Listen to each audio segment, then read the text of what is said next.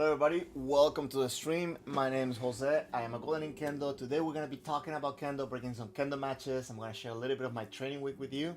And this is a good place if you have any questions, if there's anything I can help you with, make sure to leave it in the chat. And it's a good way for me to get in contact with you and find out what are some of the things that I can do for you and how can I bring you better content. So feel free to say hello and let me know if you have any questions. Also, it will really help if you let me know where you're writing from. I'm still experimenting with the timing of this streams, so I will appreciate to let me know, where you're from right now, where you're watching me from, and to see if this is a good time for me to stream, and help me figure it out. That'll be a great thing. So today, what I want to do, I have a couple videos. One of them, it's a video that from a player. Jordan player that a member suggested for me to review, so I'm gonna do that a little bit of that today. I have a couple of Ippon videos and one practice video that I think has a lot to offer for us to learn from. And the idea with that is to break down some of the things that are happening in these videos to see how can we adapt it to our Kendo and hopefully become better. So let me know if you have any questions, if there's anything from your training week that has been relevant, or you have any questions about that. So this week I've been focusing a lot on my footwork. I put a video on Tame last week, and normally when I do my videos I kind of focus a lot on that topic leading up to the video, and then of course after I make the video I keep putting myself into focus with that. So it's very interesting. I'm going to share a little bit of that with you today. But also I got some good advices in regards of the swing, how to make my swing sharper, stronger, and at the same time more control. There's a lot into it. I'm just going to share a little bit of that because I'm also working myself into that and preparing to make a video on that as well. But also, just so you guys know, I did yesterday my first members only stream where I shared a lot of my Kendo practice and some of the advices and suggestions that I gotten specifically to make my Kendo better. So if that's something that's interested for you, maybe you want to check out the perks of becoming a member, becoming a member yourself. Anyways, let me start playing some of the Ippon first. 1 second. Okay, we're here. So a lot of these videos are going to be high level competition Kendo, in the sense that they're very fast, they're very strong, and I kind of wanted to put the theme out there on taking the center, so kind of transitioning that point of Tame and what to do in order to close the distance when you have opponents that is difficult to come in. That's going to be a little bit of what I'm going to be looking at today. And of course, if certain thing that comes out that is relevant or cool, I'll mention that as well.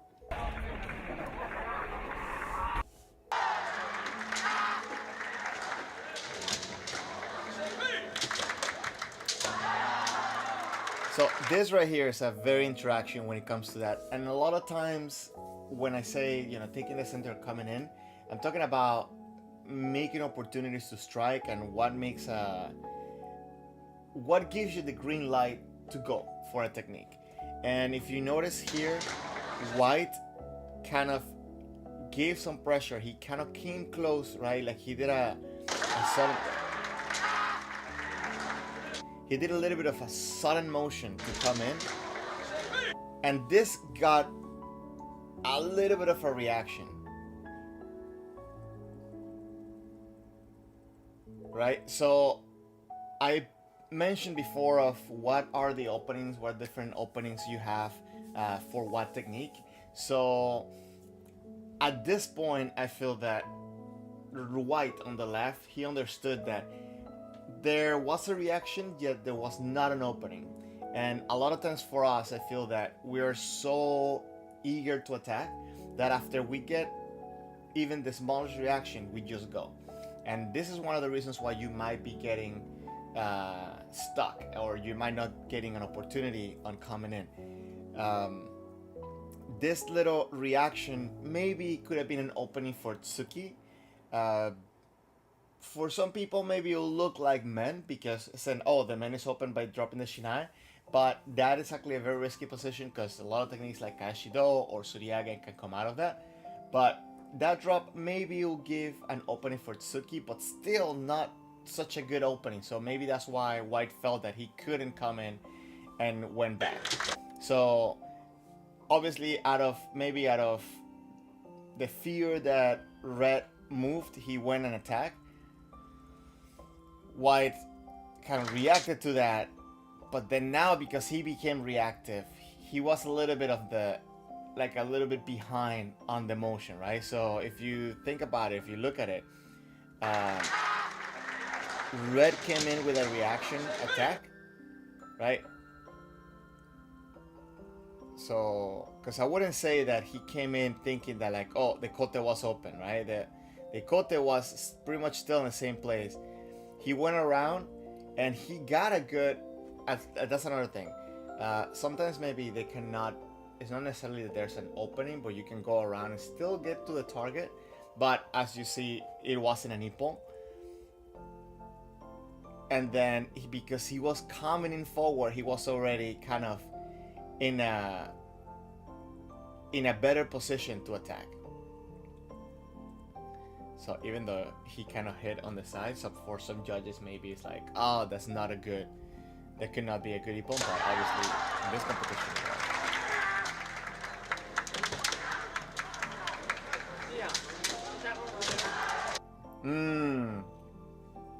Okay, I think I stopped it a little bit too late. I wanted to stop a little bit earlier on that one.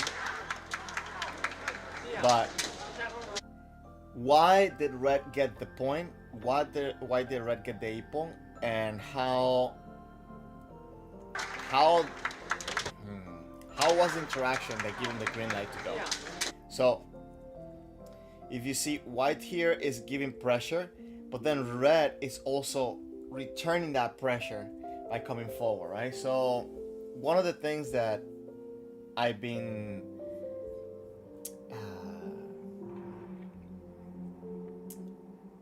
being reminded constantly at the dojo when senseis are helping me to get ready for my next exam, for my Rokudan, it's understanding that the technique comes from yourself. What do I mean by that?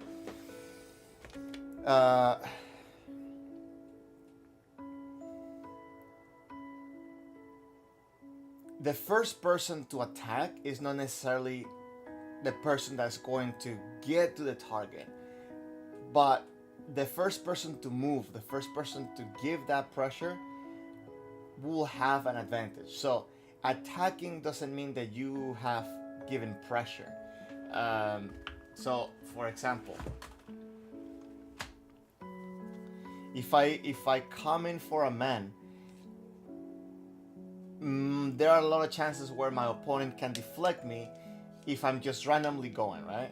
But if you give a little bit of pressure, a lot of times that pressure it's enough to make your opponent come for man. And just because he's coming for man before you engage in your technique doesn't mean that he will get there first. One of the biggest reasons for that is that when he's coming in closer, he has to travel farther, and you can anticipate where your opponent is going to be. Therefore, your opponent can be more compact. That's one thing.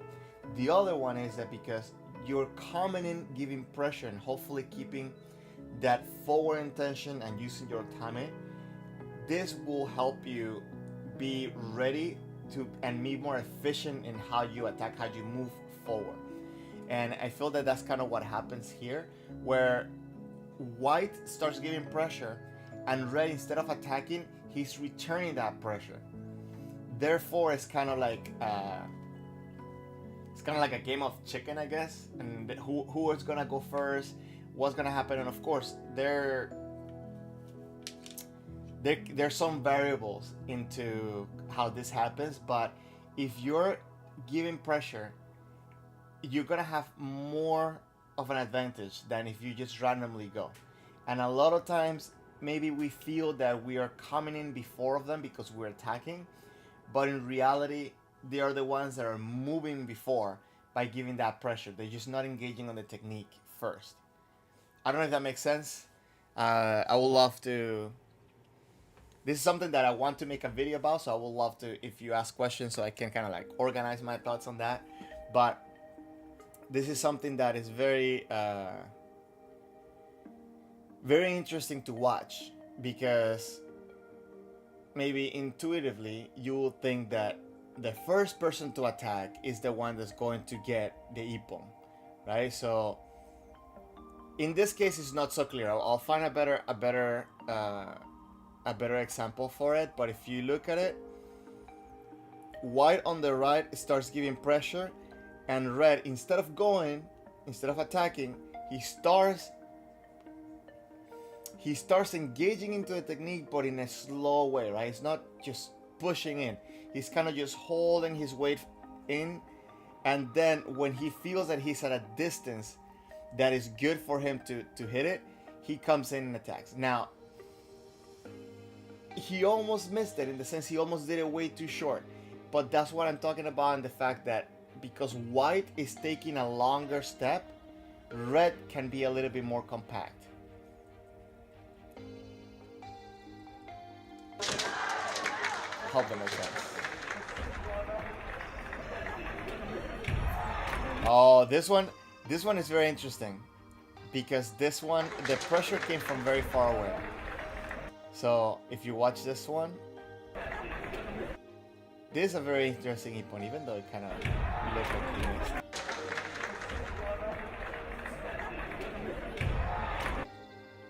This one's one of those that I like to watch multiple times. So,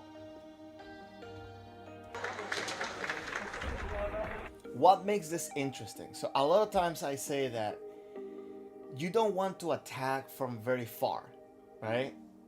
But it's not that you shouldn't attack from very far. And it's not that you shouldn't train and have the ability to attack from very far.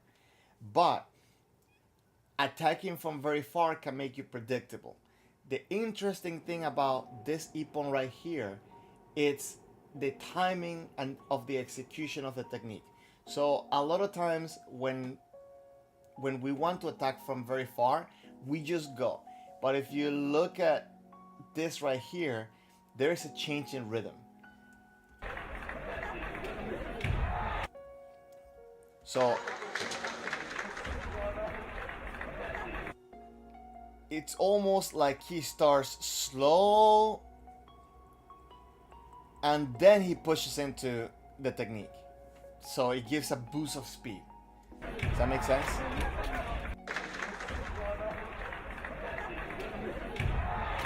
And I think it could be very risky to be in this position. Obviously, these players are very athletic, but it's very cool to watch this type of ippon, because it's not just red randomly going. There is that sense of pressure because of the way that he came in, and then the fact that he gets that extra boost of speed at the end. So it kind of changes the timing. It helps become less predictable, but at the same time, he had very good eye onto watching the response of his opponent. So that first slide in, it functioned as the pressure to get a reaction from the opponent, and when the opponent came in, he put a boost of speed. He engaged sharply into the technique. Hold on, let me put my computer to charge, because I forgot to plug my computer. 1 second, guys. So watch it one more time. I really enjoy this one.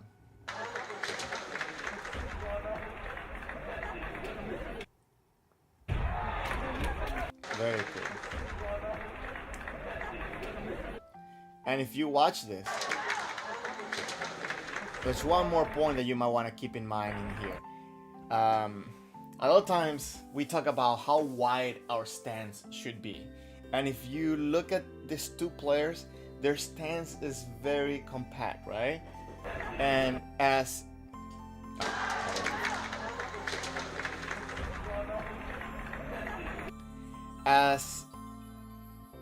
Red takes a step, what he does is not to make it easier for him to reach such a long distance.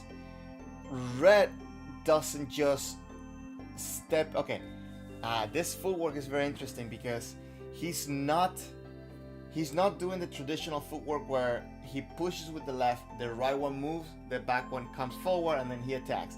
Instead, he's bringing the left foot, I will say almost parallel to his right foot, right? And what this does is that without taking a full step, he closed the distance. Without giving the impression that he got closer, or he just kind of adjusted his reach. I don't know if that makes sense, but what he did here is that he brought the back foot forward in order to get a better reach, but without making his body look like he moved forward. So he went away from the traditional step of moving both feet, and he just moved one, keeping the right foot in the same position. And as he adjusted, he uses the back foot to start the momentum, and then right about here, when he does a fumikiri, he gets an extra boost of speed. And obviously at the moment of impact, he gets an extra boost of speed with the sword, so it makes it a lot more faster. But it's very interesting to watch how he was able to change the timing with his footwork and also change his reach with the footwork. Very cool.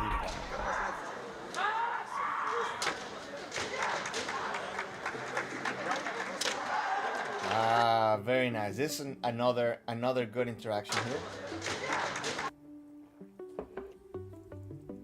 So watch the pressure. White comes in. Okay. So we're talking a little bit about the width of the kamae, right? So if you watch initially the kamae starts very compact. In order to start giving pressure to start moving forward, he moves the feet obviously, and then when he gets to this position, and this is something that is very interesting and something that a lot of the sensors have been explaining further and further for me, is that your engagement should start before your source touch, as we saw in the ippon before. But when you get to this distance, this is when you can start putting pressure into your opponent. And there's a couple of different patterns that you can use, and that's another video that I want to make about.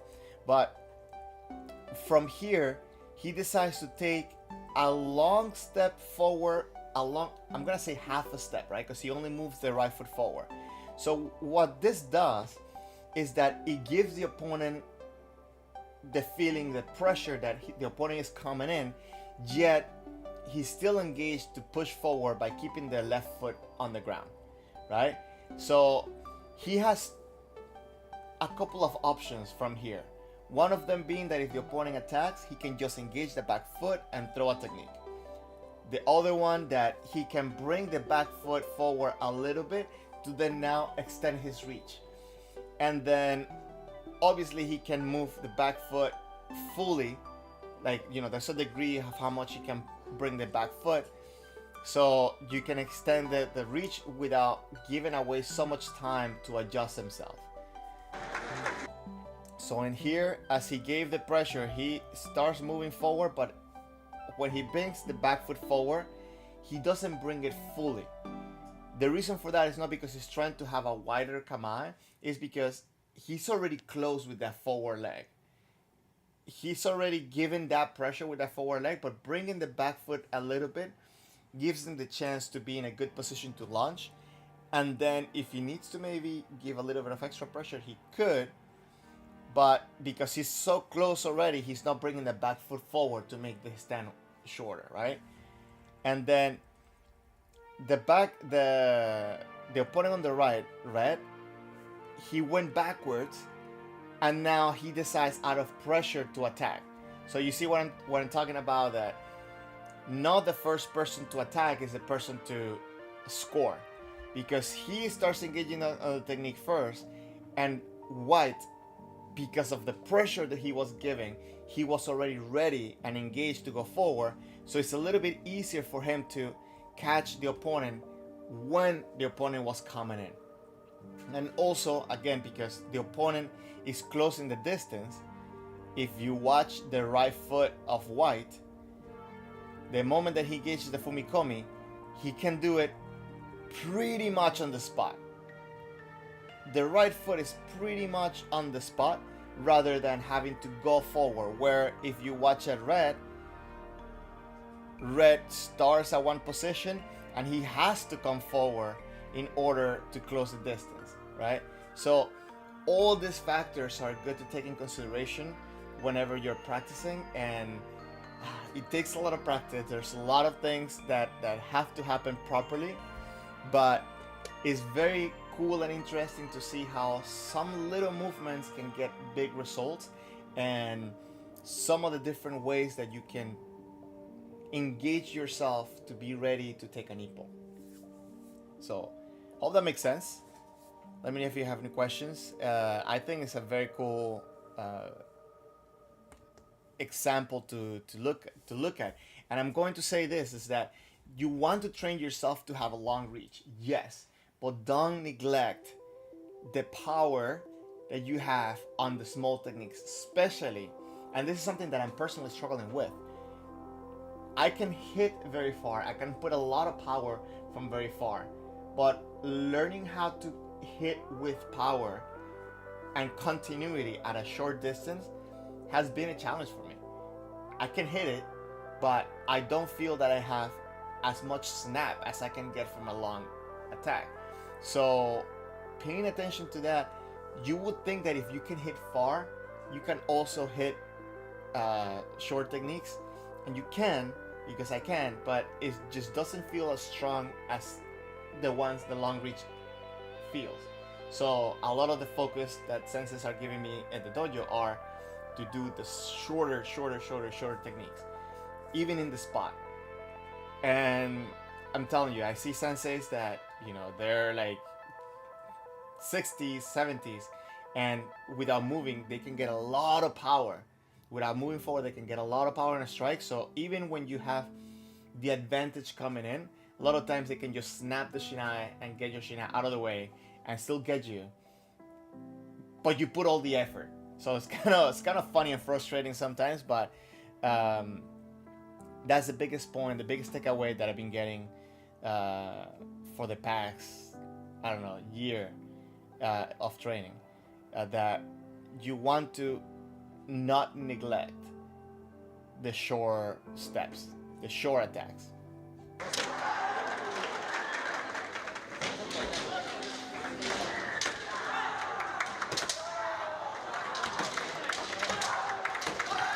Very interesting.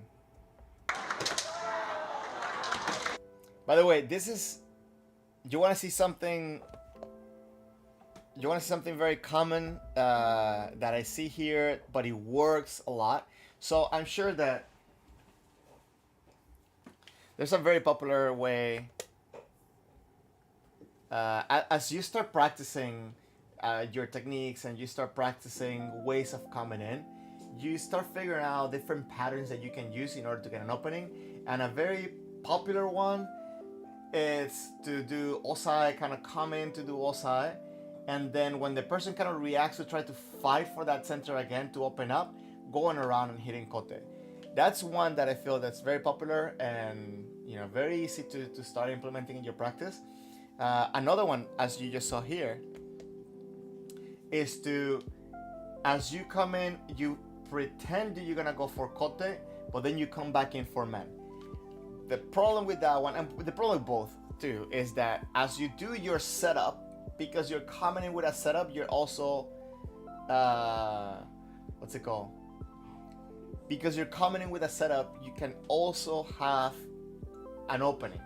So if your opponent is ready, they might catch you as you're trying to set up, and which I think is what happens here.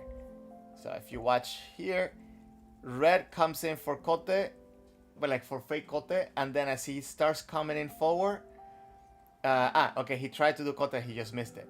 But the opponent came in for man.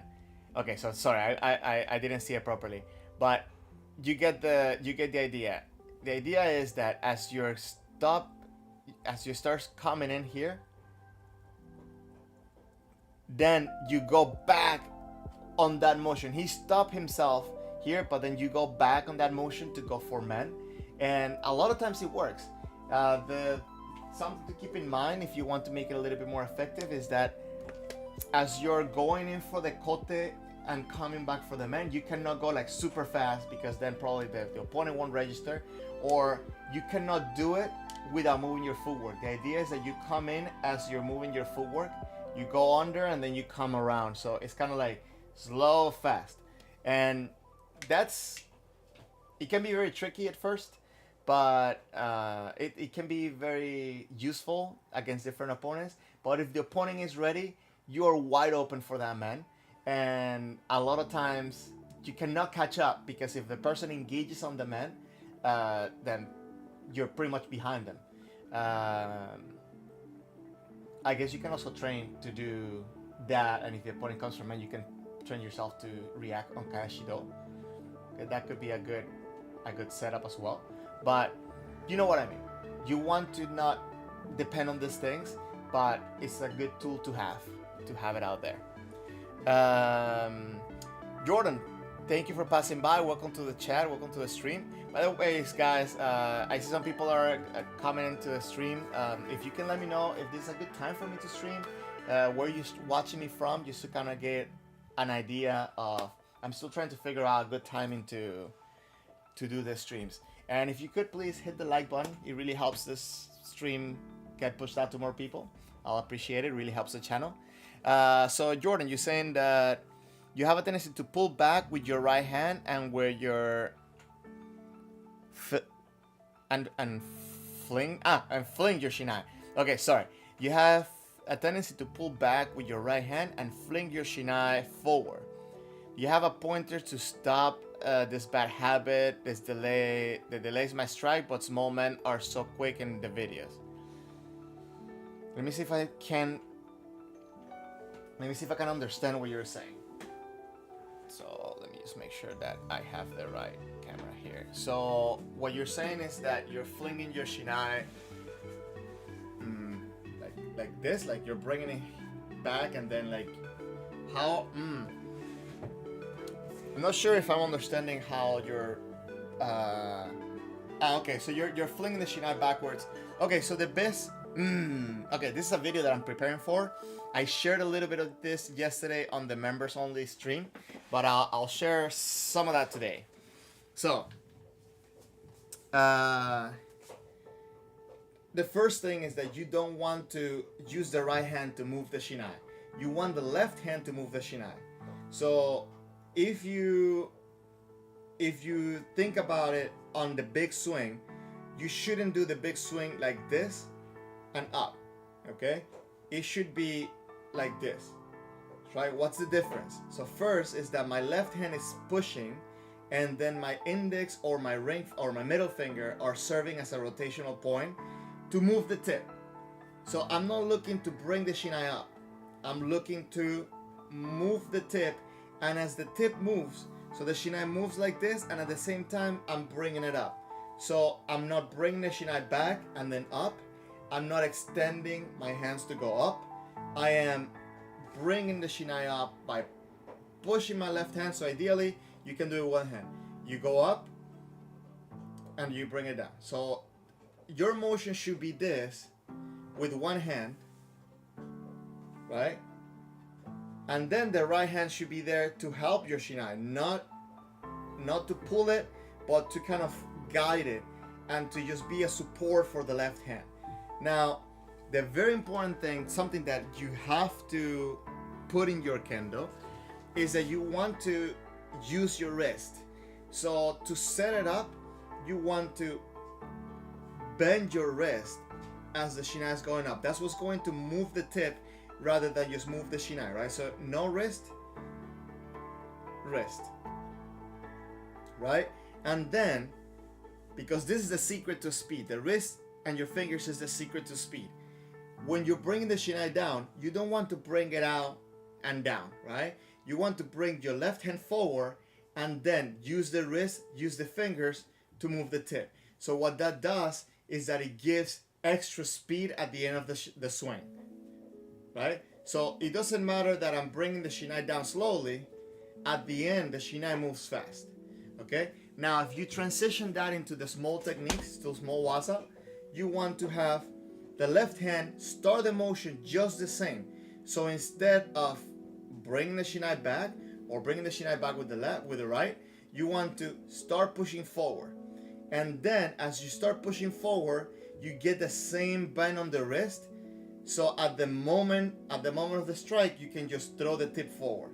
Okay? Now, another big point for that, and probably the last one that I'm going to say on this one, that you want to throw the shinai forward and you want to engage the swing before the end point of your arm. So for example, if men is here, you don't want to wait until here to throw the tip forward.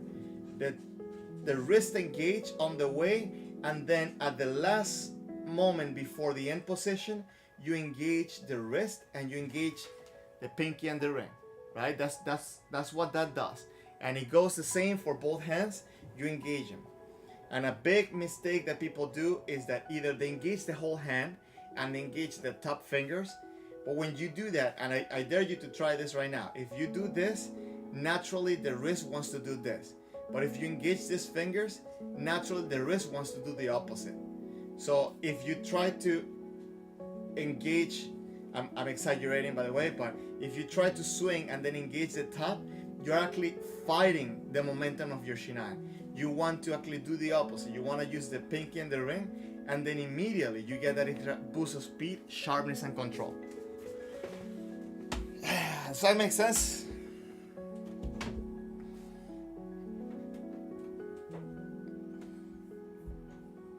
Hopefully this is a good thing to put in mind for your daily practice, because this is something, by the way, you want to practice this, you want to keep this in mind after you know how it feels. So you want to practice this at home, maybe get a target, get something that you can have your shinai just softly, calmly, and relax. You want to have that, and you're going to start seeing that you're going to get a better impact, a stronger impact, without putting any force into it.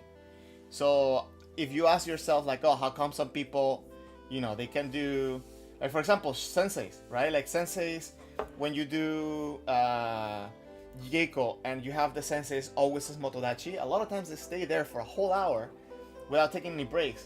And you're like, how these guys are hitting so hard, so fast, and, like doing all these things for such a long time, right? And, well, the secret for that is that they have proper technique, and so they don't waste energy. So it's a good thing to keep in mind. Kendo should not feel exhausting. You should push yourself, yet your kendo shouldn't be exhausting.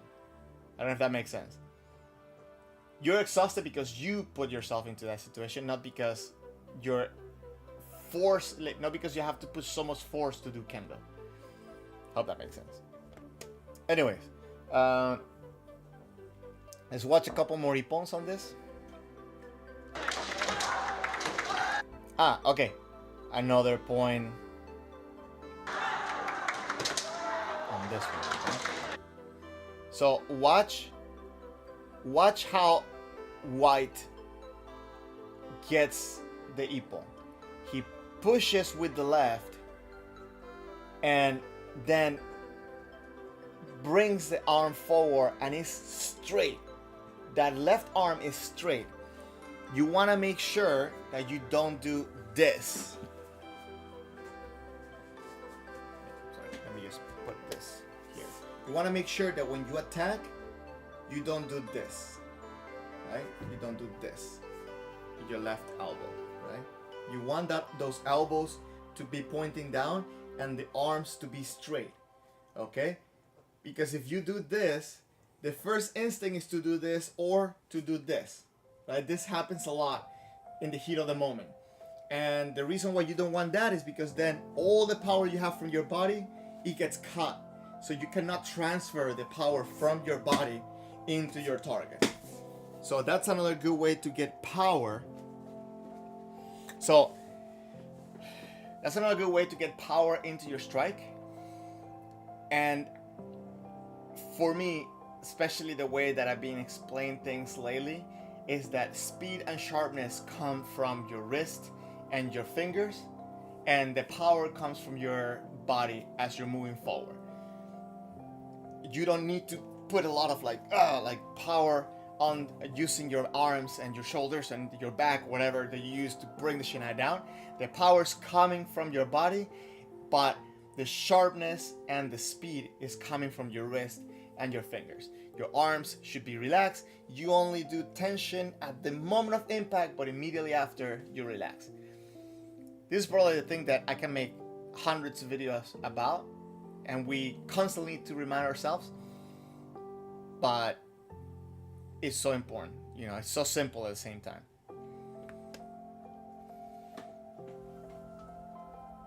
Okay.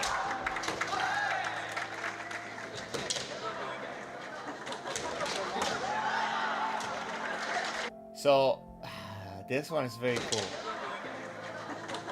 So there's two main, how to say this?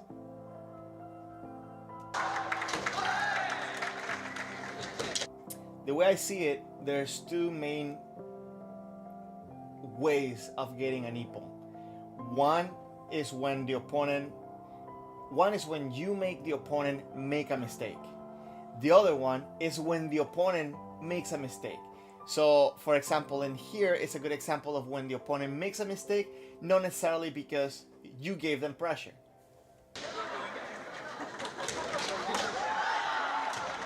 Right? So, I feel that White in this exchange came in so focused on what he was going to do and what he wanted to do.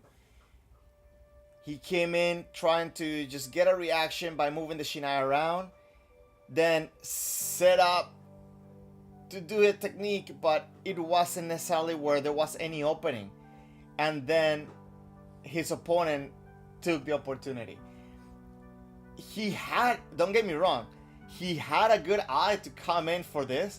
He had, you know, maybe almost a good opportunity. He had definitely good technique. But the opponent, White, in this case, feel like he didn't kind of took the best opportunity that was there. And Red was able to take advantage of that and capitalize on it to get them in. So in this case, maybe, and I'm not saying that this is the case, but maybe White came in too or hyper focused on what he wanted to do. Maybe he already came with the idea, I want to do Tsuki.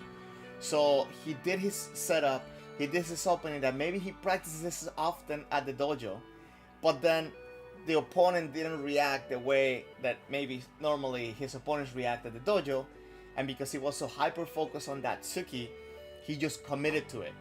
And maybe it could have worked, but in this case, the opponent didn't give him the right opening, and then he just took advantage of that opportunity to capitalize for that Hikimen.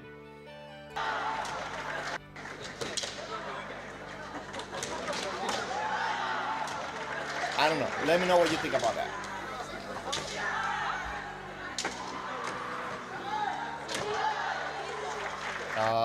So this one is the opposite. In this one, Red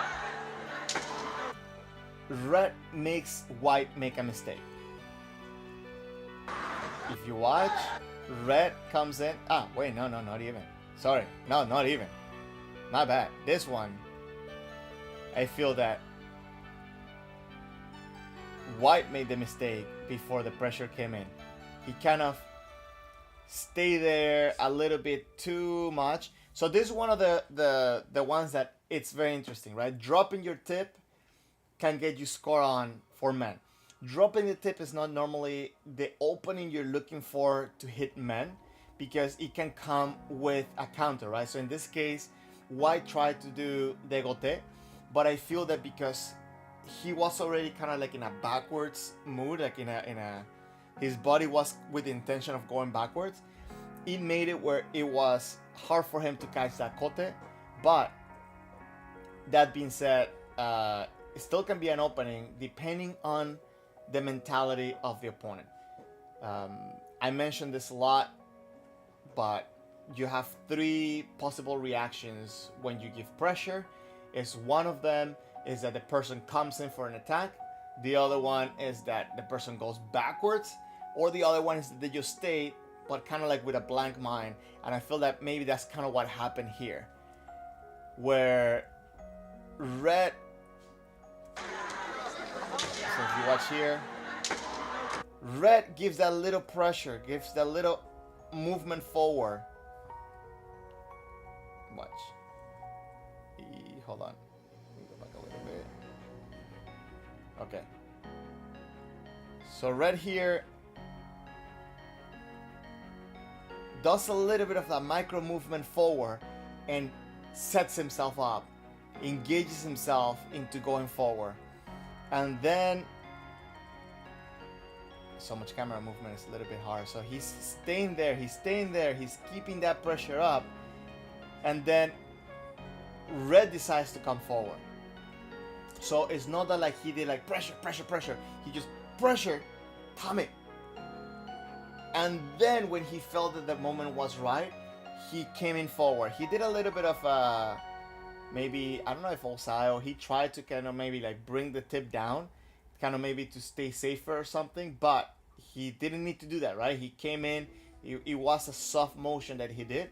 Maybe that helped his opponent keep the sword down, but ideally, but in this scenario, he took advantage of the fact that his opponent kind of just stayed there, and he maybe blanked out for a fraction of a second, which was enough for him to take that ippon.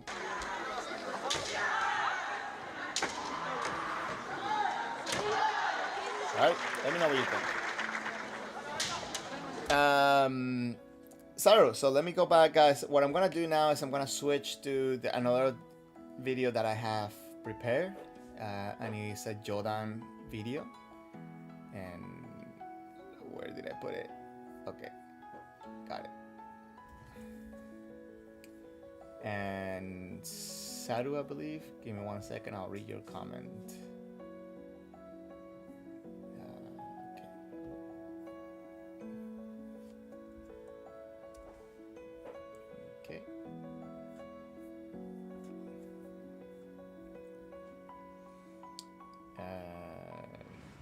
Sorry guys, I'm only using one monitor, so it kind of, I struggle sometimes in finding the windows. Saru, so you're saying you've been getting advice recently for all your movement and approach to basically be like setting up for Tsuki, and only at the last moment going up along the center line to pop small men. You've been trying to do this in practice in Keiko, but also you're a visual learner. Cool, me too. So when you see others in the dojo, you feel like very few of them actually do this practice. You're trying to just defer to your sensei and listen to him and follow it to the best of your ability, but how do you reconcile the difference in what I'm told versus what I see? Oh, this is very... I get you. I totally get you. And a lot of times, I will say it like this, because I've been in that position as well. A lot of times, it's not that you're told to do other things. They're telling you what they know is the best, but not necessarily this always comes out during Jigeiko. What I mean by that is that we're humans, we make mistakes, so a lot of times we don't do the things that we say, even though we know that this is the things that we should be doing. I'm not saying that this is what's happening. I'm just saying that this could be one of the things. The other one is that the advice you may be getting might be specific to something that they're trying to fix in your kendo, and as you build up, they're also going to modify these things as you start moving up in your in your kendo, things, the focus might change. So this could be another thing. um, I I always value the fact that you want to learn from everybody else, but at the same time, it can be confusing. So what I tend to focus myself is I try to look for one thing that I'm fixing or one thing that I want to put in my kendo, and look at that aspect on everybody's kendo, and try to figure out which one I want to steal. Because again, you might be looking at, oh, that person got a man. Oh, what are they doing? But then you go to the next person, like, oh, that person got a kote. What are they doing? So it can be a lot of information at one point, and it can be very confusing.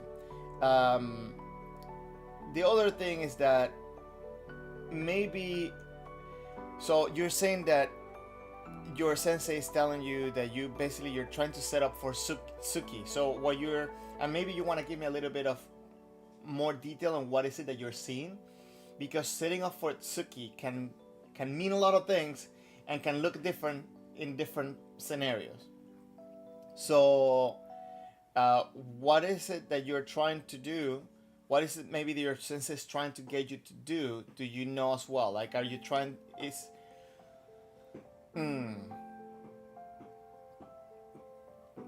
from my experience, I will say follow what your sensei is telling you, but at the same time, always have a goal that you're trying to fix something, you're trying to put something in your kendo. So if I were you, I will ask, without being rude, why?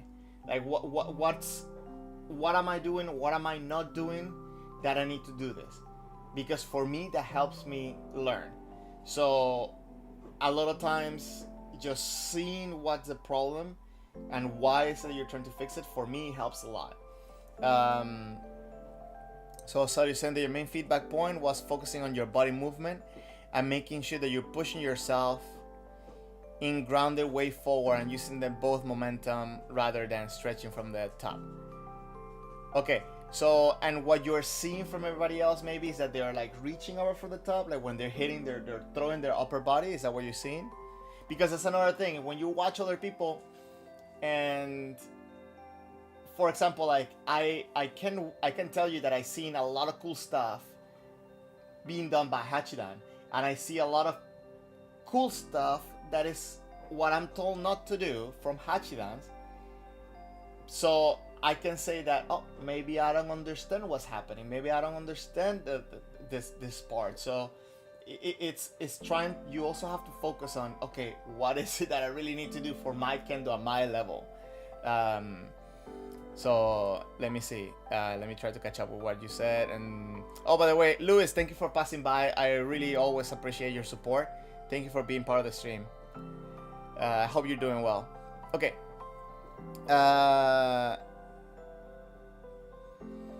Okay, so sorry if you don't mind me asking, what rank do you have?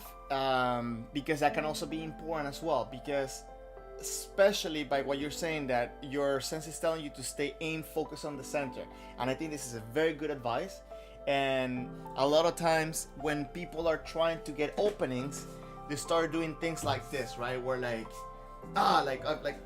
feint to then come back to the center, and although it might get you lucky at a tournament, it's something that's not gonna keep you growing. Because, for example, if you're in the habit of doing this, right, it might get an opening once or twice in a while. A lot of chances are, if you get somebody that's experienced, you're gonna hit forward. But the thing is that if you get in the habit of doing this, and this is something very good to see from high-level senseis, that maybe something that people say don't do, but you see high-level senseis do it. But opening up like this to get a reaction maybe is not the best thing, and maybe you see senseis doing this, right?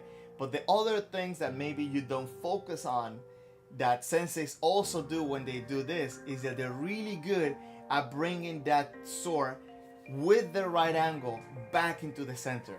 Somebody that I think is exceptional like this is Eiga Sensei, and you see how Eiga Sensei comes around and he does a lot of different motions and moves around to different angles, but he's always back in that center line. So although he might be opening up from the center, his focus is always back on the center from whichever angle he is.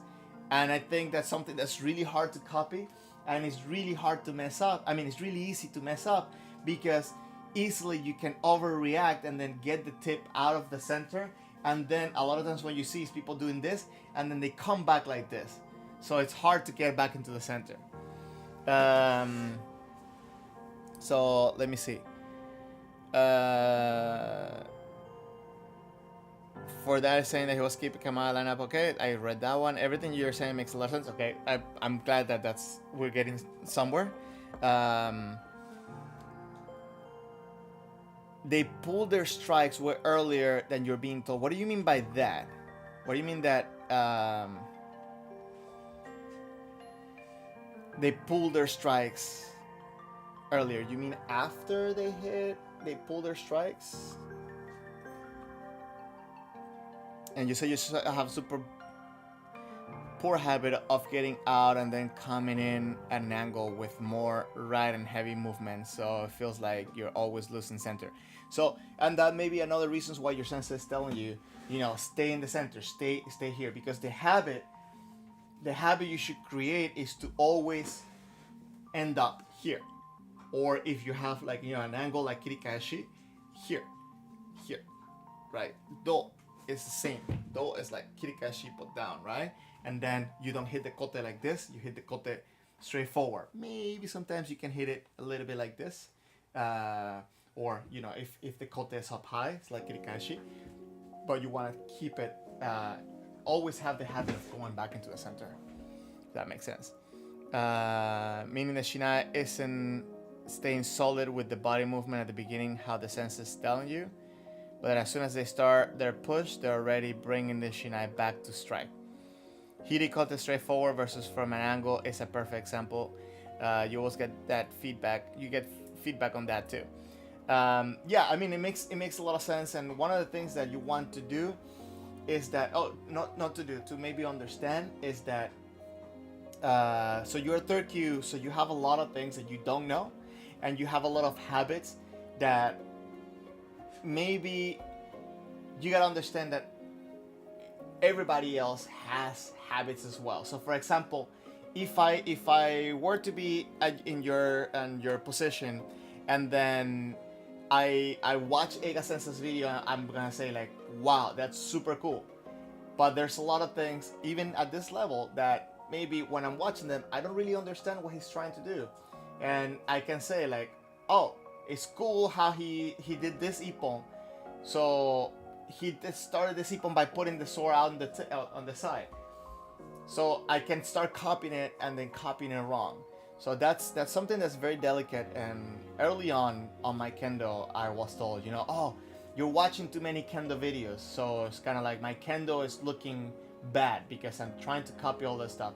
So I don't think that was probably the best feedback to give me at that point, that I'm watching too many kendo videos, because obviously if there's no kendo around you, through videos you have to watch it, to have to learn it. But getting the right orientation on how to watch those kendo videos would have been a good point for me.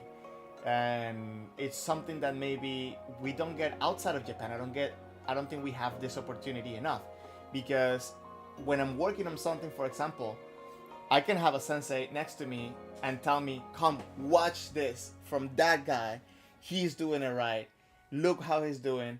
And a lot of times it also happens when the little kids are doing uchikomi or kakarigeiko.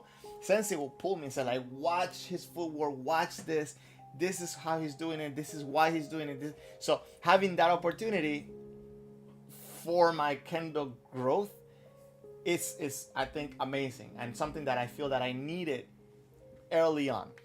So hopefully I'm doing a little bit of that with you guys here, right? Because I always try to steer people away from copying bad habits and trying to make you not copy the habits that I copied that now I'm struggling to get rid of.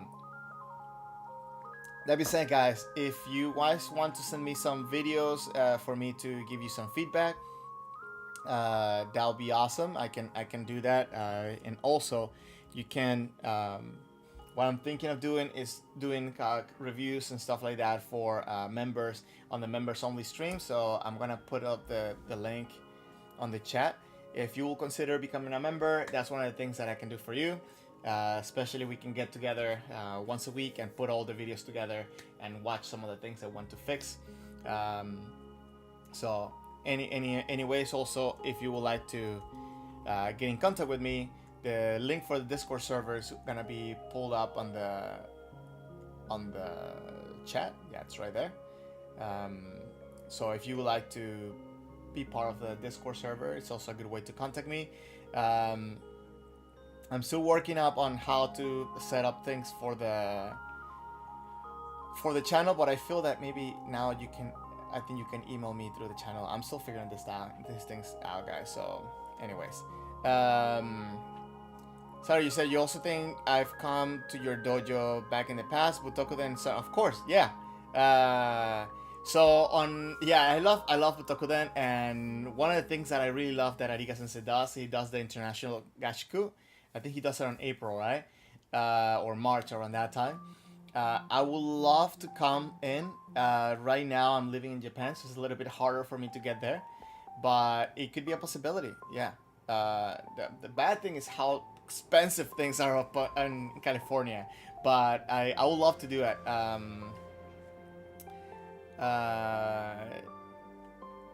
So you joined the last one. Yeah, it's especially the Portugal team. I love them, and it's so cool. It's such a good experience. So guys, if you didn't know, maybe that's a good experience for international members, international Kendoka. Ariga Sensei does this camp, so you have to ask him for permission, but it's a great experience, guys. Anyways, let's watch this video that I'm gonna... Oh, the Eddie. Yeah, you're talking about Eddie. Yeah, he's a cool guy. Yeah, if you said Trinidad and Tobago, like I know exactly who you're talking about. That's Eddie. He's a cool guy. Anyways, which by the way, I'm sure that if you guys go to Trinidad and Tobago, he'll be happy to have you and do kendo over there, because he has a very small community, but he's very dedicated to his community, and I always love seeing all the things that he's done for kendo in Trinidad. So if you go to Trinidad, guys, don't miss out that opportunity. It's a cool... I think you'll have a cool experience, especially with Eddie there. Okay, guys, a member of the stream, a member of the channel, suggested for me to do a video review or a match review on Yamashita Senshu. And this is from the Old Japan. And what I want to do here, I know a lot of people like to learn Jodan and do Jodan, but I feel like also what we need is how to learn how to fight against Jodan, because many people, I feel, they lose against Jodan, not necessarily because the other Kenshi is better than them, but it's just because they don't know how to fight against Jodan. So if you have any questions or anything that I can bring up here, let me know. Always the classical tips are, to move on the side, to kind of move around on the Jodan player, and the other one is to make him swing, so you do Suriagemen. These are the classic ones. I am, especially the experience that I have with Jodan players here in Japan, is that the going around thing kind of doesn't work. It's kind of, you spend more processing power in your brain to go around than the processing power that you take away from them having to turn around. But the making them swing, it's a good analogy, but you have to make sure that you don't become reactive. You have to push them to move. Now, last week, 2 weeks ago, I practiced with one of the senseis at my dojo, and he's a Jodan player, he's a Hachidan Jodan player, and he's extremely good, extremely fast. And the one thing that one of the senseis was telling me as he was making me watch him fight is that Jodan is hit or be hit. So you have to commit and you have to throw yourself in there, you have to attack. And the thing is that you want to have that feeling that you put everything in there and you either gonna hit it or you're gonna get hit. Because at that moment, in that position, that's when you're kind of like chipping the armor on the Yodan player. Because the more you attack, the more overwhelmed they start getting to feel, and the more they want to kind of make a rash decision, and you have the opportunity to counter. But that being said, if you become reactive, that's when you get hit. Because if you start waiting for that hit, a lot of times you can get hit. But the other one is that if you start covering up here, this is the, maybe you think that you're protected against Yodan players by doing this, but this is your weakest point, because they're gonna pretend they're gonna come from men, and they're gonna hit your kote with morote kote. This one is the biggest one that you wanna be mindful of. Do not block up here, because you're dead meat. Right? You're already in their mouth. Saru, you said all you heard against Yodan is do Tsuki all day. So that's another pointer to, like, if you do Tsuki, if you do Tsuki or Do, you are at risk at that sword coming up here. So if you do Tsuki, you better land it, because if you miss it, if you just, even if you're making it there, like to the target, but you miss it and it's not Ippon, you're wide open for them. Same thing with the Do. You can throw the Do in, and as you're doing it and the sword's coming in, first they can probably get the men before you get the Do. But the other thing is that if you miss the Do, they're definitely gonna get the men. So that's something you want to keep in mind. For me, for example, the threat of Tsuki is more important. For them to feel that I'm coming for that Tsuki, because then it makes them feel that they need to come down to bring the hands down.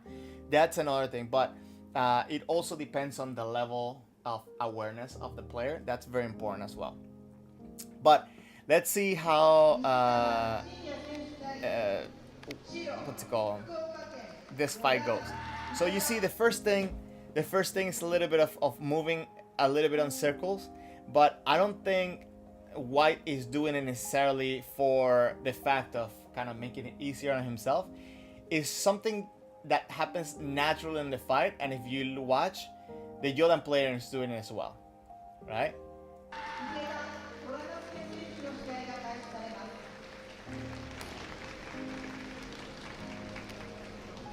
And now you see, now that they're more in a forward and backwards motion. It's just natural motion of the match, I think.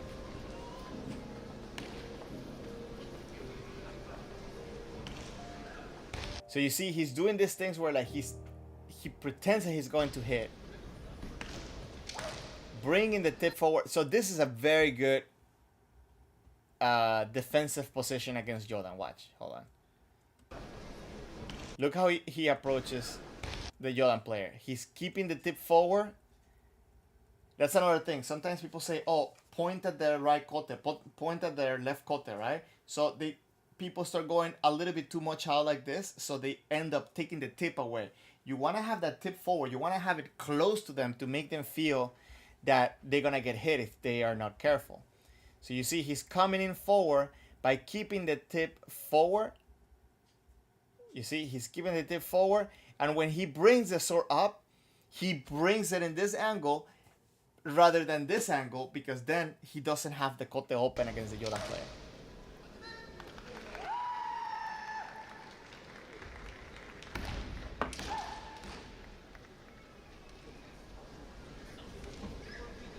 See, keeping the tip forward, but light on the feet. Light on the feet is very important.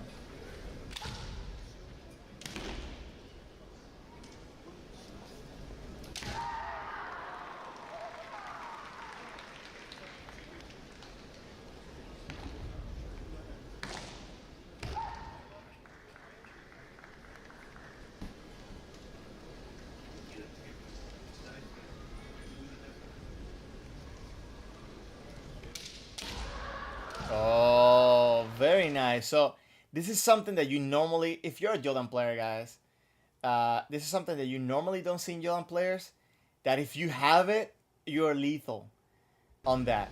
And it's that ability to recover from a technique and throw another one. So if you watch here, oh. If you watch here, let me go back a little bit. Red is not necessarily that through the technique, but he went with an attack that maybe he kind of said, "Oh, this wasn't my moment," so he brought the hands back up quickly, and I feel that really messed the white player up. He went to attack, but maybe he wasn't expecting it, right? And definitely a good ability, a good thing to train for as a Jordan player.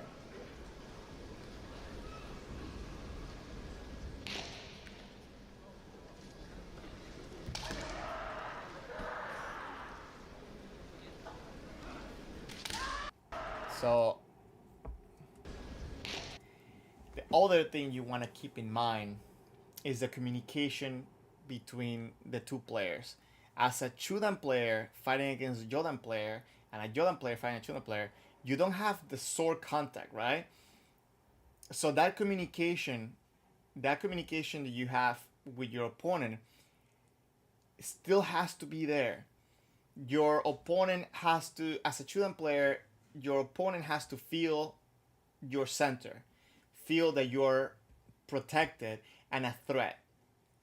As a Jordan player, the Chudan player needs to feel that you're engaged, that you're coming forward, that they're in danger, and that you're confident as well. This is very important as a Jordan player, I think.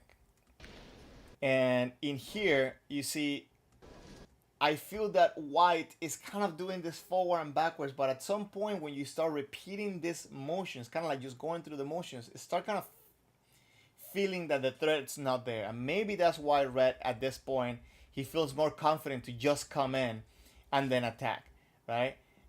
He almost got the point, and white is kind of being very passive because at this point, at the very least, he should have tried to do any technique again, but he kind of froze and stayed there.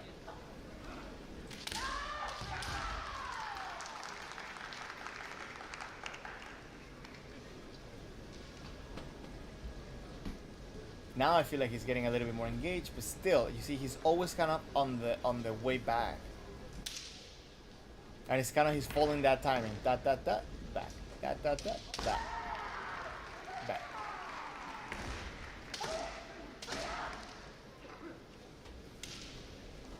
Granted, it's easier to watch it, right, than to do it.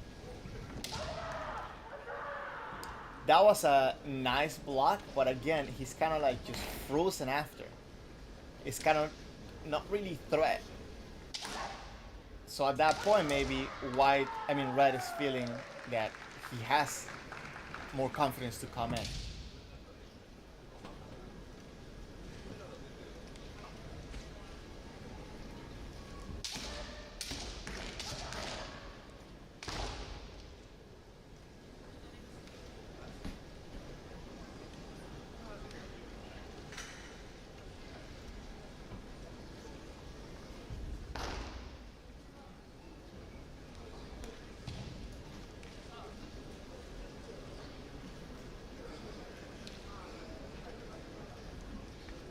You see, it just doesn't feel like he's going to attack. So white is being cautious, yet he hasn't lost his confidence. And that's one of the things that, if the Jordan player is confident, you're in trouble.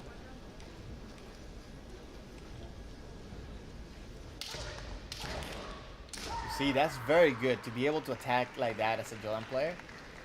It's very good.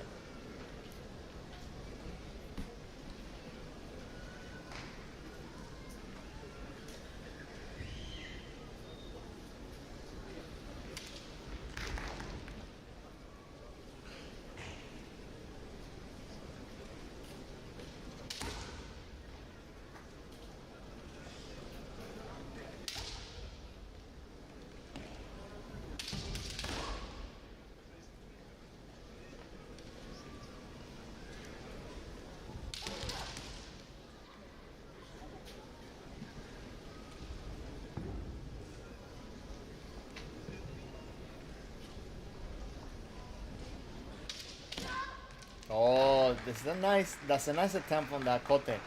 Very sharp. Even though it was an nippon. Oh, hold on, let me go back a little bit. Here. So you see, he deflected and then went for that kote. That's a very good, something you normally don't see, I guess.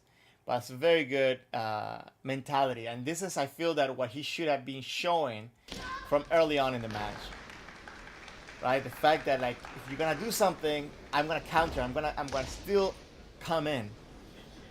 That shifts the weight of the fight. That shifts the direction of the fight.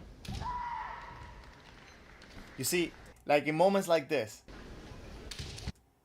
White is kind of just taking the moment to kind of regroup. Like, you drop the sword and stuff like that. Especially for testing, right? This is something you want to avoid. You want to avoid dropping that sword. You want to kind of come in and give that pressure back. So keep that in mind. Don't let go of that tension. Doesn't mean that you have to be tense in your body. It doesn't mean that you have to attack, but keeping that connection and keeping that threat against the opponent, especially for testing, is very important, because it kind of shows the judges that you are engaged in the fight. It's not, you're not just passing through.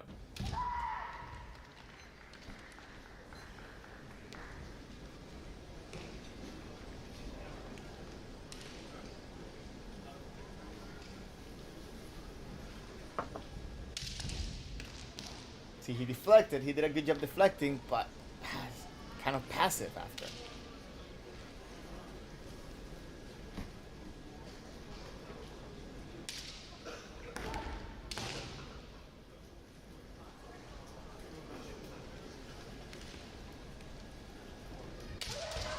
Oh, very sharp strike on that man from the Jordan player.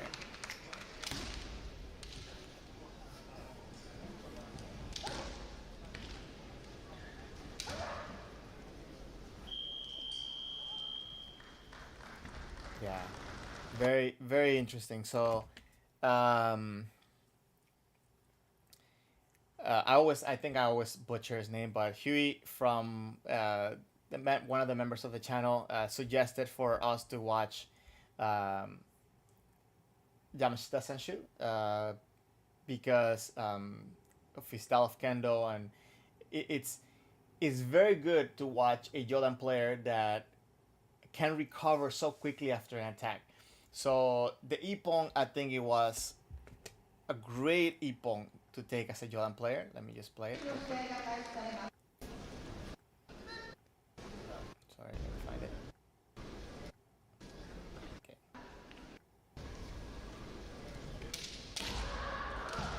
Because it shows a lot of the readiness. So it's interesting because you can see that he's confident, and he's ready to attack, yet he's not wasting attacks. And if he drops his sword, he's very good at recovering, and this is something that is very important to train as a Jordan player, having the ability to be able to bring the sword back up and engage your body. So you see the legs are very well engaged, and he's able to attack. He looks very funny at this point here, right? But the fact that he's engaged to put that much power into his technique is very good. It's very good, and something that in regular kendo as well we should practice as well. If you miss a technique, and this is something that one of my best advices for testing is that at the dojo, train yourself to hit, and if you miss, for your body, for your strike, for everything to look and even sound just as if you stroke. So a lot of times when we hit a technique and then we miss, maybe if we know that we're going to miss too, we tend to kind of pull back or kind of like adjust ourselves. No, it should look the same. You should have good sanshin, and this is going to help you not only look better for testing, but in your regular practice and even in Shiai, it's gonna give you the ability to attack multiple times, to have more balance, to have more control and more power in your technique. Because again, if you're used to pulling your punches, for example, if you feel that you're gonna miss and you get used to pulling your sword back, you're gonna get into this habit where you're not gonna fully let go, and you're not gonna have as much power and follow through after. So it's very important, especially if you miss, to have good control of your body, because you don't want your opponent to take advantage of that position that you're in and then themselves take an ippon. So always try to train yourself to have good impact, good follow through, and if you miss, still have good posture, good balance, and good follow through after your technique, and good ki. This is very important if you want to level up your kendo, and I think for testing is something that you definitely want to show, especially if you miss. Yeah. I hope that makes sense. So let me know, guys, what you think. So I have another video that I wanted to show today, guys, but I think that I maybe leave it for the next stream. I would love to hear from you guys, what you guys think about this time. Where you watching me from is very important. So if you could take a second and just write the country you're watching me from, that really help too. I'm trying to figure out what countries are present, so that way I can try to cater the most. I feel that maybe evening time right now, it's almost noon for me here in Japan, but maybe evening time is probably the best time, but I still wanted to try out this time, because I feel like there can be a lot of people watching either morning my time or night, but I feel like nighttime is probably the best. That being said, that will have to be maybe Sunday nights. That way I can get Sunday mornings from US and maybe Sunday afternoons from Europe and so on. Anyways, guys, if you would like to be part of the Discord server, I'm gonna put the link in the chat. It's a good way to contact me and meet other Kendo people. Also, if you would like to get some extra perks, you like some extra members only streams and maybe members only reviews and stuff like that. Also, I put the what's it called, the link to becoming a member in the chat. And Saru, you're saying Discord is the latest. Thank you very much, because I really want to get better at the Discord management, and doing different activities in the Discord too. Give some extra stuff over there too, but I'm still figuring things out. So, but if you would like to support the channel, you can do so by becoming a member. YouTube thankfully helps out a lot too, but I want to do a couple of extra things for you guys. So one of them is I want to hire a translator so I can do more interviews with Japanese players. I have some connections of people that you might be interested in. So that's something that I'm working myself on. Another idea I had with that is maybe finding an interpreter that's also a Japanese teacher, maybe doing some Kendo Japanese classes or something like that. I'm still trying to figure it out. But your suggestions and your support is always welcome. So thank you very much, guys, for being here, because you guys are helping me keep this moving, and you guys keep me motivated to keep learning and becoming better, so I can share that with you. If there's anything from my journey here in Japan that you would like to know as well, let me know, and I'll try to share as much as I can. Thank you guys very much for being here. I'm going to cut it off for today, and I'll see you guys next week. Okay? You guys have a good rest. Have a good training week. And again, you can contact me through Discord, Instagram, and here on YouTube.